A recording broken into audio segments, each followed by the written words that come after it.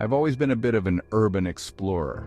The thrill of discovering abandoned places, the history and mystery behind them, it's always been my thing.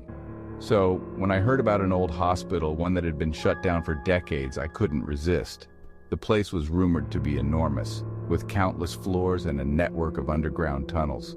What really intrigued me was the talk of a hidden room, one that supposedly didn't appear on any blueprints.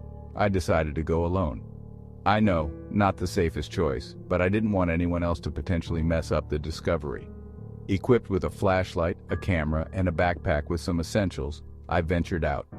The hospital was on the outskirts of town, surrounded by overgrown trees and a rusting fence that did little to keep anyone out. The main building was massive, an imposing structure with broken windows and doors hanging off their hinges. Inside, it was like stepping back in time. Old hospital beds, rusted medical equipment, and faded posters warning about long-forgotten diseases were scattered everywhere.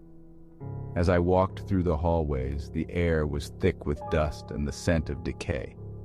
I spent hours exploring, taking pictures and notes, but nothing particularly unusual happened.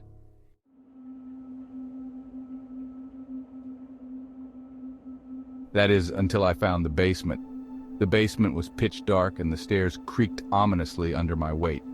As I descended, the air grew colder. My flashlight beam cut through the darkness, revealing a labyrinth of corridors. This was where the real exploration began. I wandered through the maze-like tunnels, each turn looking almost identical to the last. I was beginning to think that the stories about the hidden room were just urban legends when I noticed something strange. One of the walls didn't match the others. While the rest were concrete, this one was made of old wooden planks. I approached it and noticed that the planks were slightly ajar, revealing a sliver of darkness behind them. Curiosity got the better of me. I pried the planks apart and squeezed through the gap. On the other side was a small room about the size of a janitor's closet. What struck me first was the smell, a mix of mildew and something else, something metallic.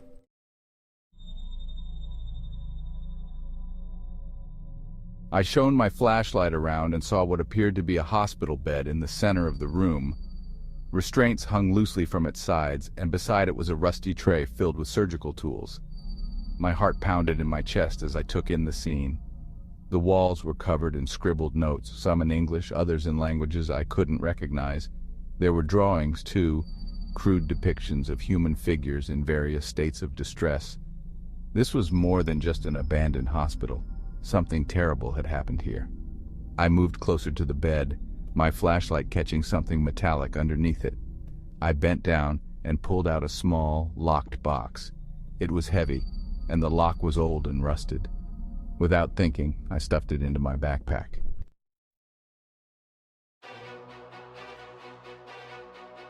I needed to get out of there and examine it somewhere safe. Just as I turned to leave, I heard it, a faint whisper. I froze, straining my ears. It came again, clearer this time. A voice, soft and desperate, saying, "Help me." Every instinct screamed at me to run, but I couldn't. The voice continued, growing louder, more insistent. "Please, help me." I turned back towards the bed and saw something that made my blood run cold. There was a figure, barely visible, standing in the corner of the room. It was a young woman, her clothes torn and dirty, her eyes wide with terror. She looked real, but at the same time there was something off about her, something that made her seem out of place, almost translucent. She reached out a hand towards me, and without thinking, I stepped forward. As soon as I did, the room seemed to tilt, and I was plunged into darkness. When I woke up, I was lying on the cold, damp floor of the basement. My flashlight was flickering, and the air was filled with an eerie silence. I scrambled to my feet, my heart racing. The hidden room was gone. There was nothing but a solid concrete wall where the wooden planks had been. I didn't wait to find out more. I ran, navigating the dark tunnels by the light of my dying flashlight. I stumbled up the stairs and out of the hospital, not stopping until I was safely inside my car. At home, I examined the box.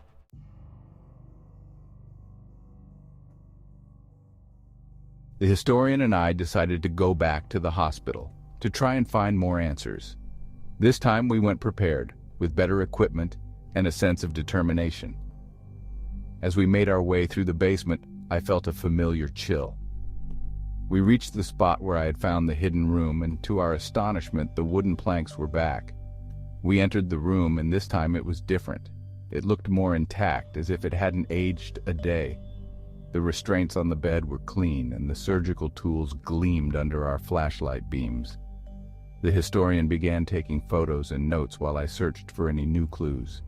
As we were about to leave, the temperature in the room dropped sharply. Our breath came out in white puffs, and we heard the whisper again, "Help me." The figure appeared once more, but this time she was clearer, more solid. She looked at us with pleading eyes, and I felt a surge of determination. We had to help her. I approached her, and she pointed to the wall behind the bed. We moved the bed aside and found a hidden panel. Behind it was another box, similar to the first one, but newer. Inside, we found more photographs and documents, including the doctor's final confession. He had sealed his daughter's spirit in the room, trapping her in an attempt to contain the evil he had unleashed.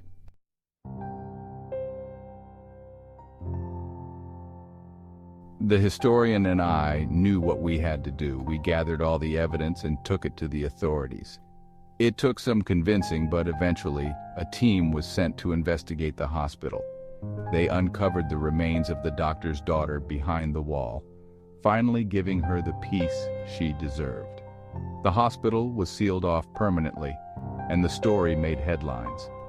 People were fascinated and horrified by the tale of the hidden room and the doctor's dark experiments.